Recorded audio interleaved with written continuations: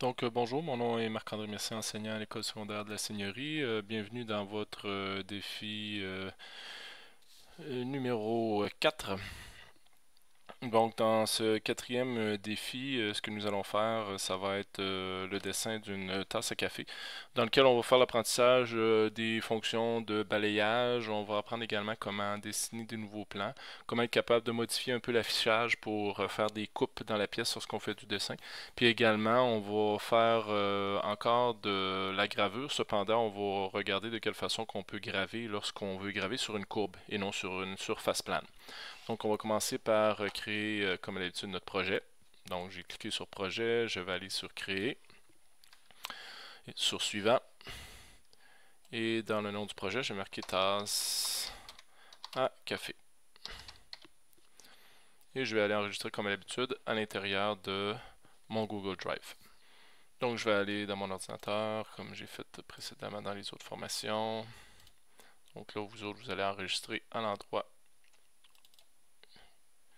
qui est le plus adéquat pour vous. Je vais créer un nouveau dossier qui va s'appeler tasse à café.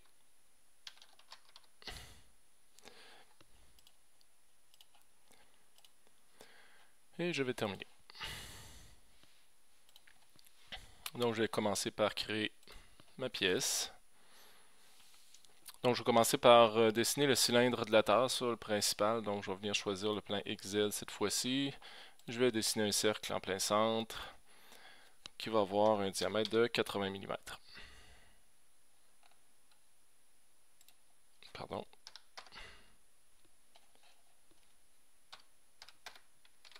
Et voilà. Donc, une fois que c'est terminé, je vais venir faire l'extrusion de cette forme. Je vais la faire symétrique pour que le plan reste au centre parce que je vais le réutiliser plus tard dans le dessin. Et je vais l'extruder de 105 mm. Je vais peser sur Enter pour accepter.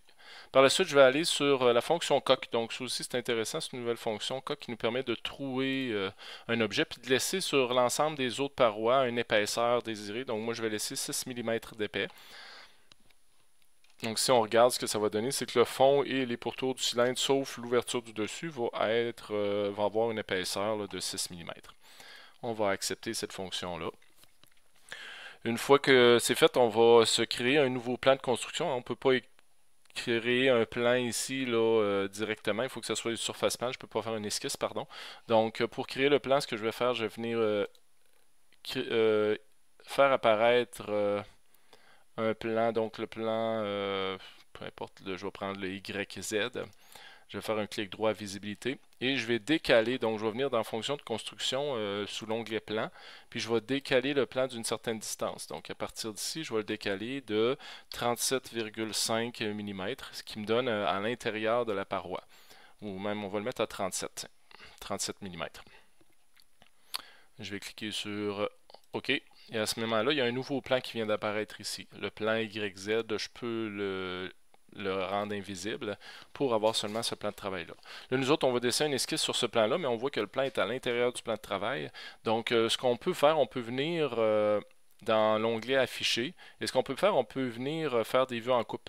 Donc, moi, je vais faire une vue en coupe en demi-coupe. Puis ce que je vais venir choisir pour ça, c'est le plan de travail qui est ici. Et là, ce que le logiciel fait, il nous enlève une partie de la pièce. Puis là, ben, je pourrais décider de reculer dans un sens ou dans l'autre. Moi, je veux être exactement à 0, donc je vais accepter. Puis à ce moment-là, je vais pouvoir voir ce que je vais faire comme dessin. Ça, je ne l'aurais pas vu là, au niveau de l'esquisse. Donc, je vais revenir sur modèle 3D et je vais commencer une esquisse sur le plan de travail qui est ici. Ce que je veux faire comme esquisse, c'est une rainure. Donc, je vais prendre rainure point de centre ici. Je vais venir faire une rainure. La dimension de la première valeur, c'est 6 mm. Et par la suite, la deuxième pour le rayon, c'est également 6 mm. Donc, une fois que c'est accepté, je vais peser sur Escape pour sortir de la fonction rainure. Et là, ce que je vais faire, je vais venir aligner le centre ici avec le centre du plan cartésien. Par la suite, je vais venir donner une cote entre le centre de hauteur qui va être de 35 mm.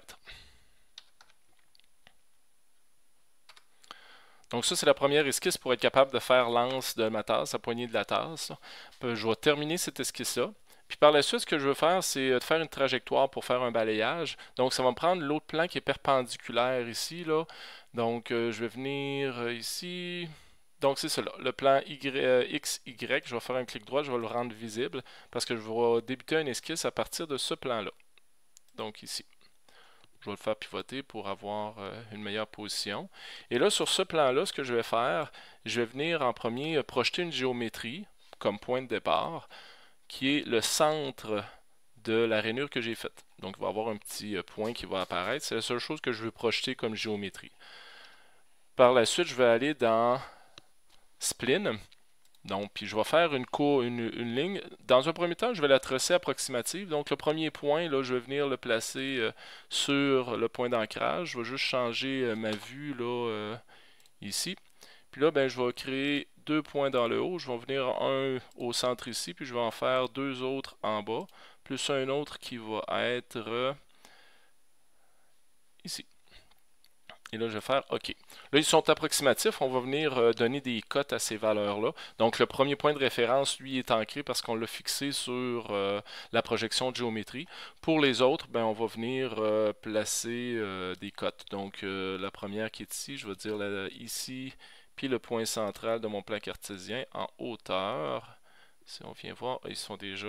On va rien que vérifier quelque chose avant. Ça se peut qu'il y ait une contrainte. Non.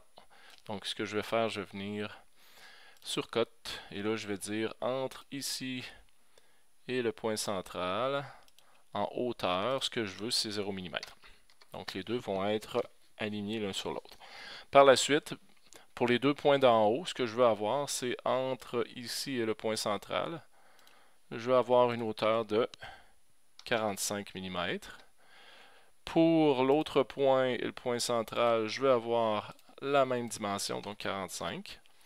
Pour ceux d'en bas, vu qu'on veut que l'anse soit symétrique, je vais dire entre le point ici et là, je vais avoir 45 mm comme la valeur en haut. Et le dernier, entre ici et le point central de mon plan cartésien, je vais également avoir 45. Donc là, finalement, les 4 points en hauteur par rapport au point central ont 45. Par la suite, je vais déterminer leur distance. Donc, moi, ce que je veux en premier, entre ici et le point fixe, au niveau du début de l'anse, je vais avoir 6 mm. Pour celui d'en bas, c'est la même chose. Entre ici et là, je vais avoir 6 mm.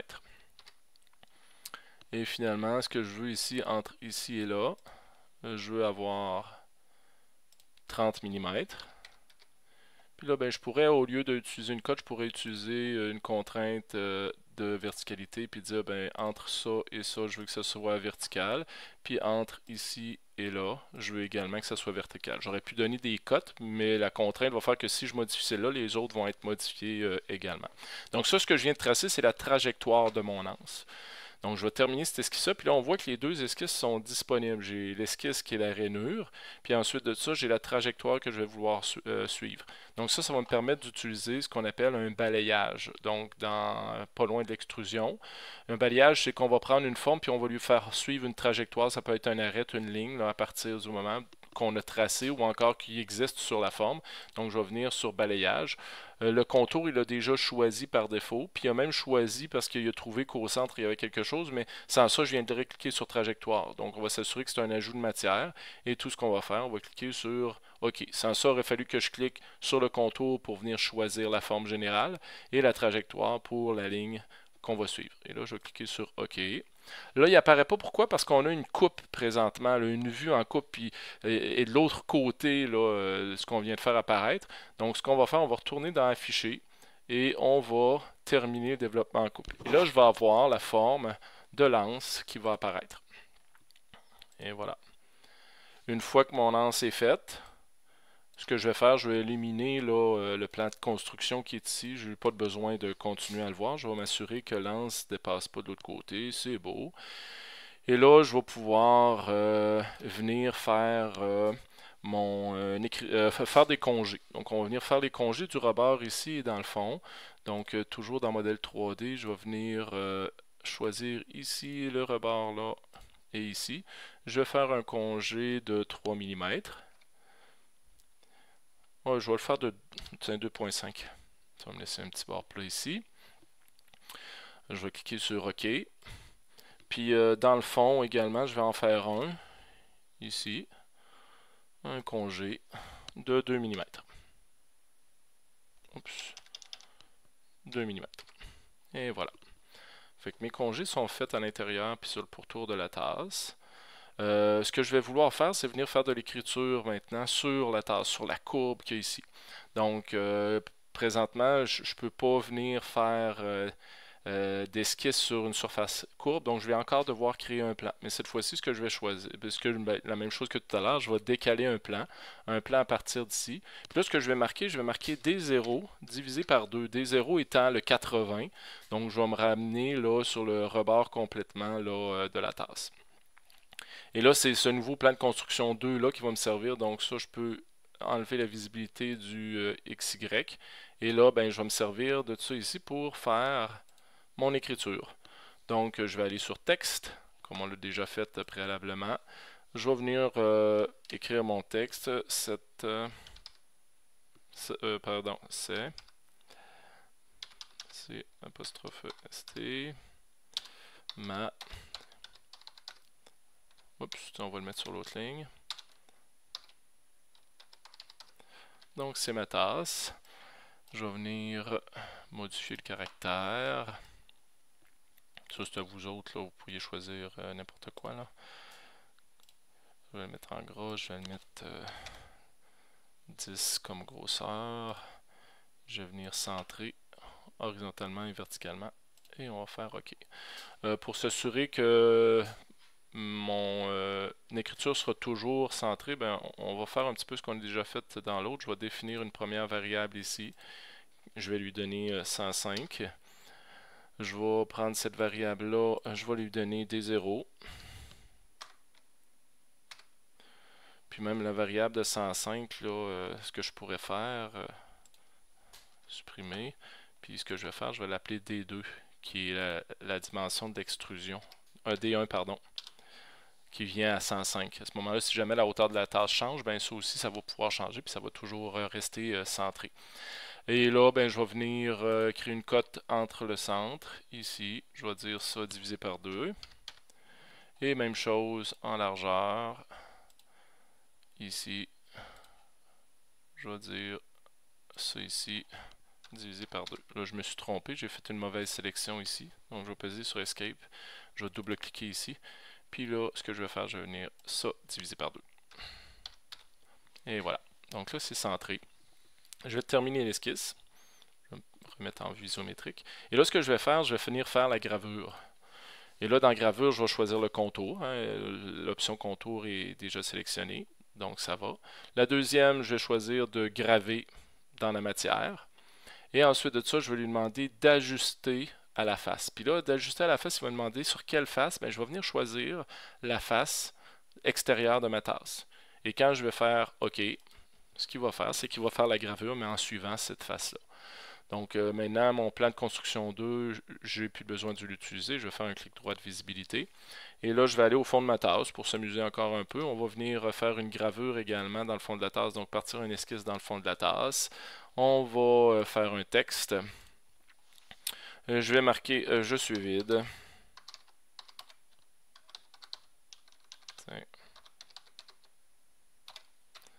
Avec un point d'exclamation. On va faire la même chose, je vais centrer les deux. Je vais laisser ce type de caractère-là, je vais le mettre en gras cependant, puis je vais le mettre à 6 comme dimension. Et je vais faire OK. Parfait. Ensuite de ça, bon, je vais le faire pivoter.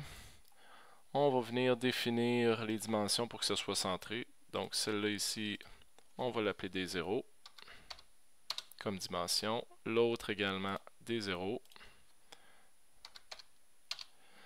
Et là, on va venir dire, je vais venir déplacer un peu ça ici, puis là, je vais dire, ben, entre ici et là,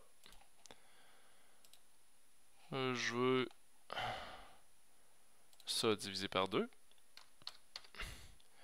Et entre ici et là, ben,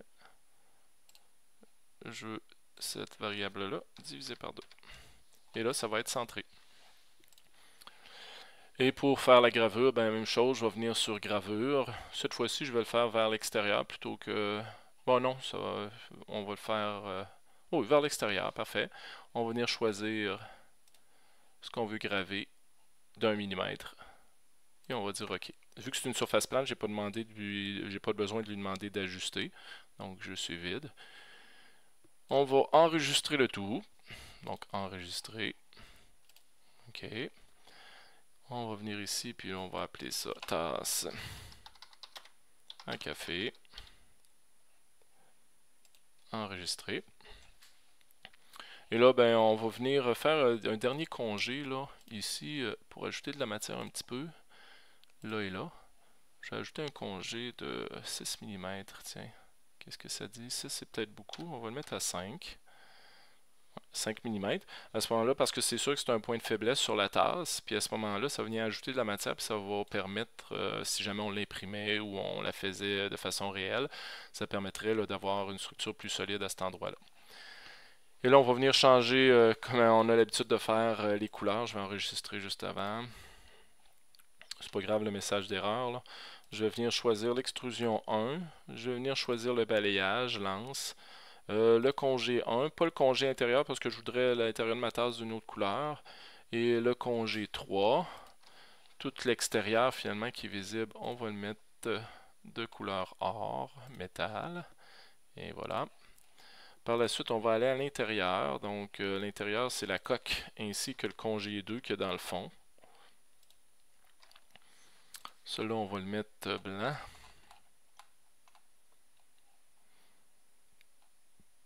Tiens, blanc froid. On va aller voir à l'intérieur. Parfait. Et là, il va me rester mon écriture. Donc, la gravure 1 ainsi que la gravure 2. On va mettre ça noir. Donc, noir lisse. Et voilà. 4. Donc, l'écriture est bien. C'est ma tasse. Je suis vide. Et voilà. Ma tasse est terminée. Je vais enregistrer. OK. Par la suite, encore dans ce défi-là, vous allez avoir à faire un petit devoir, une petite activité. Là, je vais vous faire donner un plan pour un crochet. Vous allez avoir à faire la forme de base du crochet, puis également de chaque côté, il y a 2 crochets. Puis pour faire ces 2 crochets-là, la façon la plus facile de le faire, c'est en utilisant justement le balayage. Donc faire une forme sur un plan, ensuite de sur une trajectoire et ramener cette trajectoire-là là, sur la pièce principale. Puis après ça, vous pourrez faire un miroir là, pour, au lieu de faire les 2 côtés, vous pouvez faire un seul côté et faire un miroir là, par la suite là, pour effectuer ces éléments-là. Donc, je vous souhaite bien du plaisir pour votre petit devoir.